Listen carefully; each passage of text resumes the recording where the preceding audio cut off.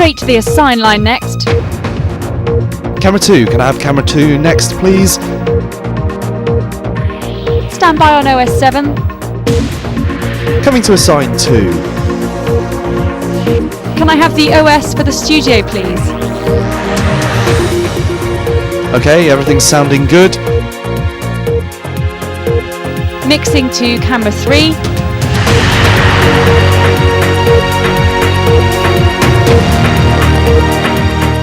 And presenters ready, please.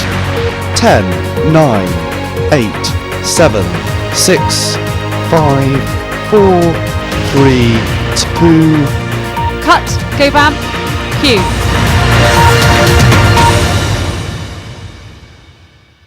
Hello and welcome to BBC School Report from us at Wolstanton High School.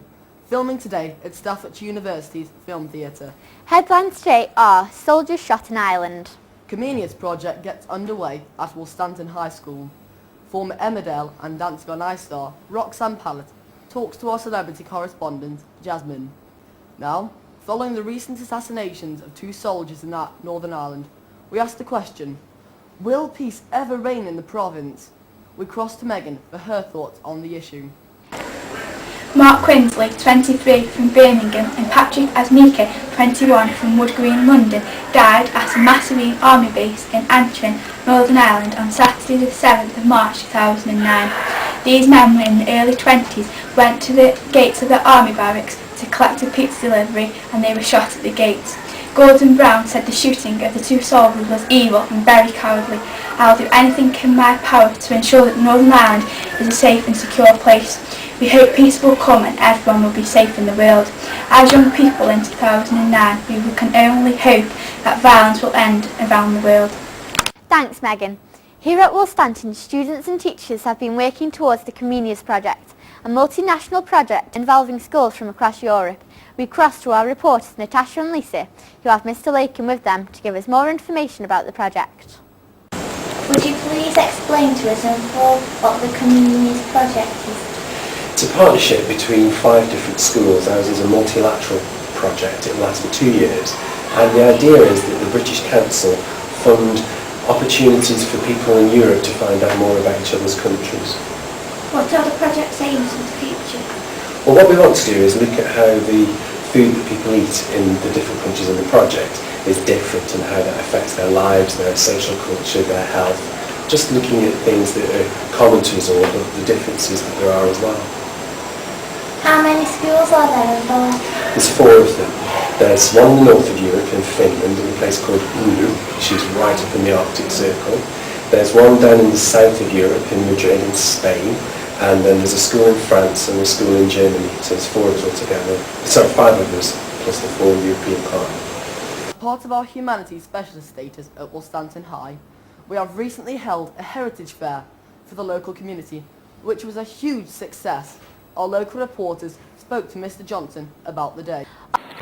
So, do you think the Heritage Fair was a success? I think the Heritage Fair was a great success. How much money on average do you think you raised? We raised about £1,700 on the day. That's about 1,000 people through the door, plus contributions from all the people who were there. What is the money that was raised going to be used on? The money is going to be used for a whole series of events that we're doing over the next year. What age group of people were you expecting? We were expecting people between their 40s and upwards, and that's exactly the sorts of people that came through the door.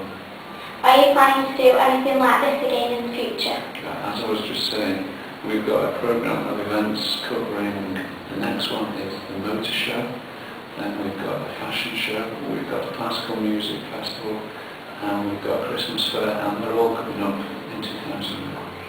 Finally, why did you decide to hold the Heritage Fair? We decided to hold the Heritage Fair because as a specialist school, we have to attract people from the community into the school.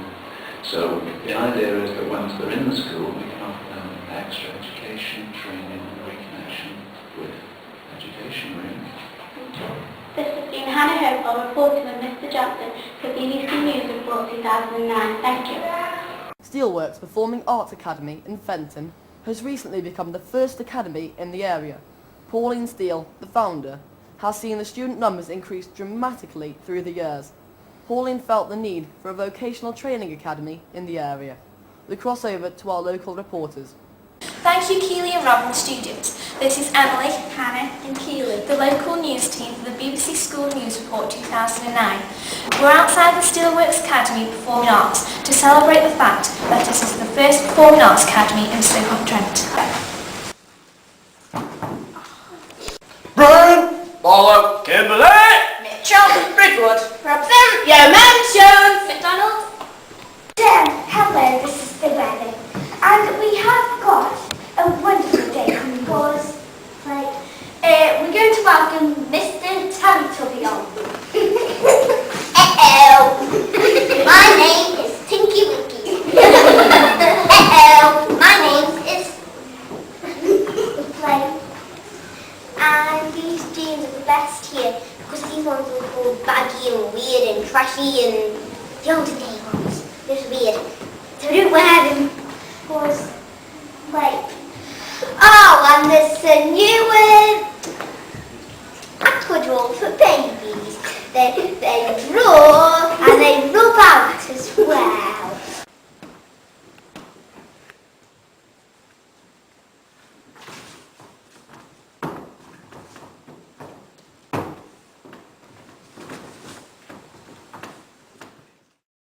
And now for our celebrity news. Our celebrity reporter Jasmine is on the phone with Roxanne Pallett. Hello and a big welcome to Roxanne Pallett, who's joining us at Wolstanton High School for the 2009 BBC School News Report. Our first question for today is, how did you get into acting? How did I get into acting? Well, everybody's route is really different. I don't think there's one certain way that you can get into acting. For me, I went to university and I learned how to act just by watching, really, and learning and going through a lot of theatre and plays, and I think it's something that you've always got to have inside you rather than learn. So I just stuck in at school and I read a lot of books in English and went and studied a lot of plays and just kind of persevered and just remained committed to what I wanted to do, really. But I did go to university, so I think school's really important to fulfil any dream, really, to study hard.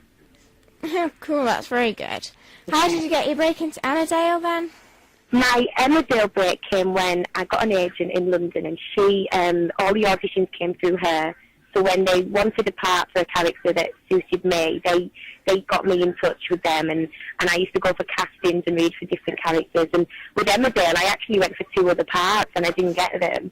And we had a big day workshop where the writers and the producers were watching us, and they liked me, and they wrote the part of Joe for me. So it was a little bit different from how it's usually done, but it just proves that if you don't get the part you go for, there's always someone watching, so you never know. So does that mean that your Emmerdale character Joe's like you? I think that they saw something in me that they thought, oh, we could write a part for her, and they had an idea about Joe, but they hadn't cast it yet, so they gave it straight to me, so it was a big compliment. A very big compliment. Yeah. So have you kept in touch with any of the Emmerdale cast? Yeah, they've been brilliant. They've sent me lots of messages, and a few of them have been to Dancing on Ice to see me. And it's hard because when you do leave the show, you know, it's hard to keep in touch with people. But thank goodness for mobile phones because we text a lot, and I've still tuned into Emmerdale when I can see it. So I get to see what everyone's up to. That's good. Following your incredible achievement on Dancing on Ice, do you think you'll continue to skate?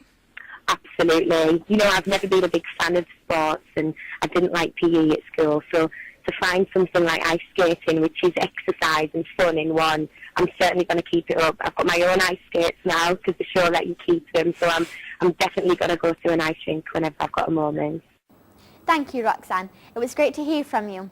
Finally, for our sports report. Sports headlines today are: England coach Valerio Capello described Wayne Rooney as a crazy man for his reaction after winning the Premier League tie tonight. Now over to Jack and Ash, who are with Port Vale star James Lowe. How were you discovered? I was just playing Sunday League football where I lived, half an hour away from here, and my friend knew Kevin Kent, who used to play for Port Vale, and he advised me that he could get me a trial, and he got me a trial and I was signed up. Thanks James, and all the best with this year's season. Our focus for the sports section this year is Stars of the Future. I'm you with Natalie, training for the 2012 Olympics. What is your sport? I play table tennis. How did you start? My dad used to play for a national and like regional level, and he used to he went into coaching after he stopped playing, and I went one of his sessions and I've never looked back since. Who is your role model? For personal reasons, probably my dad, because he's played for so long. He's always got me into the sport and taught me about it. How long have you been playing for? I've been playing since the age of 8, so I've been playing for about 7 years now. How often do you train? I train about 5 times a week, about 2 hours each session, and I also do physical training at the gym and running. What competitions or events do you do? I do all national events around the country, but I also do international events at different countries around the world. Do you have any 2012 hopes? Definitely, that's my dream. I'm in the 2012 Olympic squad and I'm hoping to get there, fingers crossed. That's it from us at the studio for today. Thanks for watching. Goodbye from us.